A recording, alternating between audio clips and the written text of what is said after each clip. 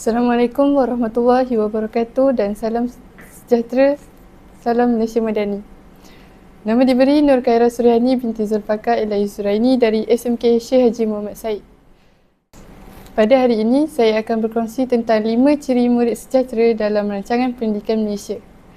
Rancangan pendidikan Malaysia ini telah diluncurkan pada 20 Januari 2026 oleh Yang Amat Berhormat Perdana Menteri kita iaitu Datuk Seri Anwar bin Ibrahim. Ia merupakan hala tuju yang melibatkan Kementerian Pendidikan Malaysia serta Kementerian Pendidikan Tinggi. Ia digunapakai pada 2026 sehingga 2035 dengan tema memacu lonjakan pendidikan negara. Jadi, 5 ciri murid sejahtera yang dinyatakan dalam rancangan pendidikan Malaysia yang pertama ialah beradab.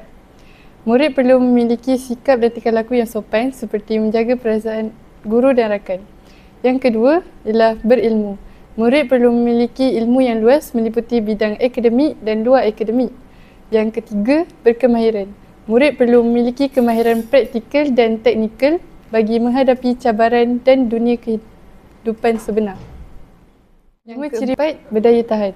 Maksudnya di sini, murid mempunyai daya tahan dari segi fizikal atau mental dan emosi. Dan yang terakhir, berkeyakinan. Murid mempunyai kepercayaan yang utuh terhadap potensi diri.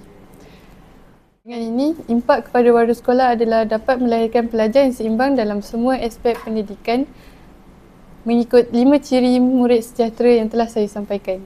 Akhir kalam, sepanjang tempoh 10 tahun RPM ini, ia akan memacu mutu pendidikan yang lebih profesional dan maju. Sekian sahaja daripada saya. Terima kasih.